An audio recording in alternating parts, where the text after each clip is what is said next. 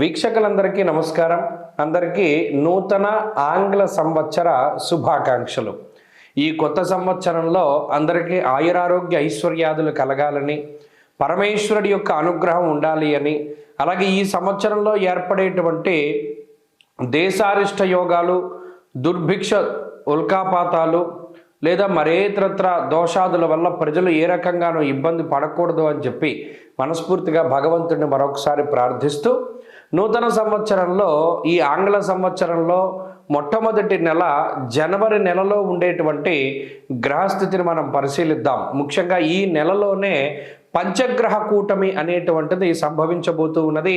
దానికి సంబంధించినటువంటి ప్రభావాలను సైతం మనం విశ్లేషణ చేసుకుందాం. జనవరి నెల ద్వితీయార్థంలో అంటే 15వ తారీఖు దగ్గర నుండి ఏర్పడేటువంటి పంచగ్రహ కూటమి చాలా విశేషంగా దీని గురించి చెప్పుకోవాలి.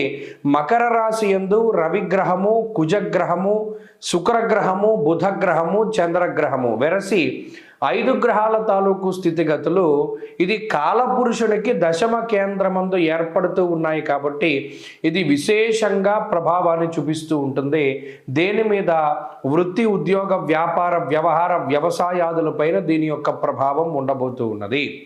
అలాగే అగ్నితత్వ సంబంధం ఉన్నటువంటి రవి కుజులు ఇద్దరూ కూడా భూతత్వ రాశి యందు నెలకొని ఉన్నారు.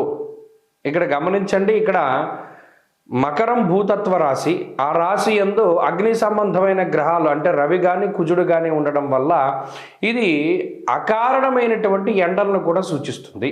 ఈ విషయాన్ని కూడా దృష్టిలో పెట్టుకోవాలి. అలాగే రాజకీయపరమైనటువంటి విషయాలు కొంచెం ఆసక్తిని కలగజేస్తాయి.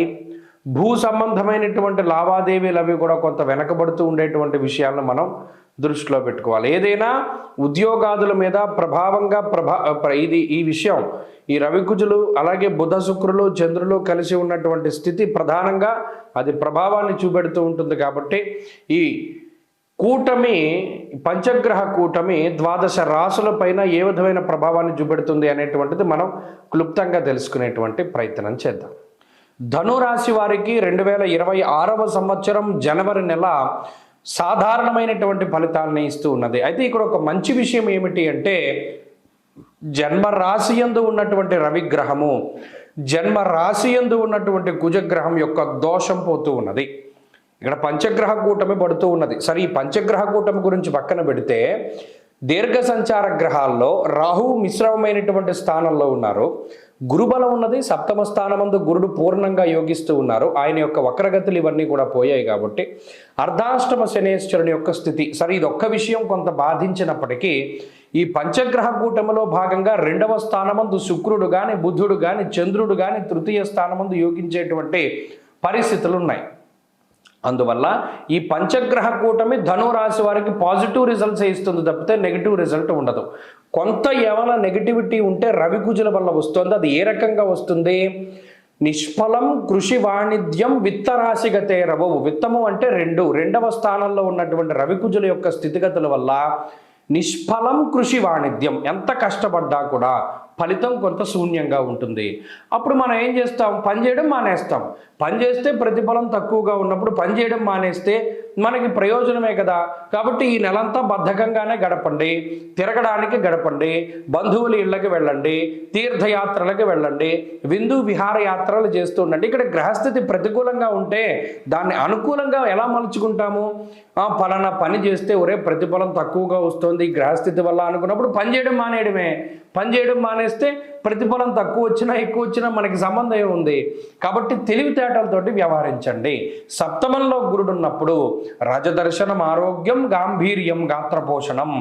కాబట్టి సప్తమ గురుడు అక్కడ మీకు డబ్బు ఇస్తున్నాడు, పదవి ఇస్తున్నారు, ఐశ్వర్యాన్ని ప్రసాదిస్తున్నారు, కుటుంబ సౌఖ్యాన్ని ఇస్తున్నారు. అంటే గురుడు ఒక పెద్ద దిక్కులాగా, ఓ పెద్దన్న ఎలా ఉంటాడు, తండ్రి ఎలా ఉంటాడు, అలా గురుడు మనకి ఈ నెలంతా కూడా మంచి ఫలితాన్ని ఇస్తూ ఉన్నారు.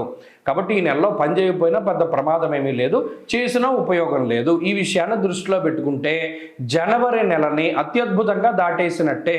చాలామంది పెట్టుకుంటూ ఉంటారు successfully wasted first year of new year అని, first month of new year అని చెప్పి పెట్టుకుంటూ ఉంటారు. అంటే కొత్త సంవత్సరంలో ఒక నెల వృధాగా పోగొట్టేశాము అలా భావించవద్దు. ఒక్కొక్కసారి వృధాగా పోవడమే చాలా మంచిది. దాన్ని మనం తీసుకుంటేనే వచ్చేటువంటి ఇబ్బందులు ఎక్కువగా ఉంటాయి. వదిలిపెట్టడంలో ఒక్కొక్కసారి ఆంతర్యం చాలా దాగి ఉంటుంది. కాబట్టి ఈ నెలను వదిలిపెట్టేయడమే మంచిది. 15వ తారీఖు దాటాక మాత్రం కొంత ఫలితాలు పాజిటివ్గా ఉన్నాయి. ఈ నెలలో మరీ ముఖ్యంగా ధను రాశి వారి యొక్క స్థితిగతులు కొంత మార్పు చెందుతూ ఉన్నాయి. ఆలోచన ధోరణిలో మార్పు వస్తుంది, ఆచరణ ధోరణిలో మార్పు వస్తుంది. ఈ రకమైనటువంటి ఫలితాలను మనం ఆశించవచ్చును. అలాగే ప్రత్యేకించి ఈ మాసంలో మరిన్ని శుభ ఫలితాలు పొందడానికి, ఏదైనా ఒక మంచి చేయడానికి అసలు మనం ఏం చేయాలంటే మంచి ఫలితం రావాలి, పాజిటివ్గా ఉండాలి అంటే ధనురాశి వారు ప్రత్యేకించి ఆంజనేయ స్వామి ఆరాధన చేయాలి.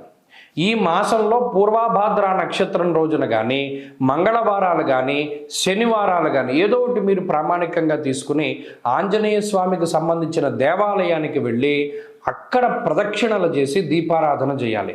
ప్రతిరోజు చేయవలసినటువంటిది ఏంటి అంటే ఆంజనేయ అష్టోత్తర శతనామావళి స్తోత్ర పారాయణ కానీ, ఆంజనేయ స్వామి వారి యొక్క హనుమాన్ చాలీసా పారాయణ కానీ ఇవి చేస్తూ ఉండండి. మరిన్ని శుభ ఫలితాలు వస్తాయి ఈ రాశి వారికి. స్వస్తి.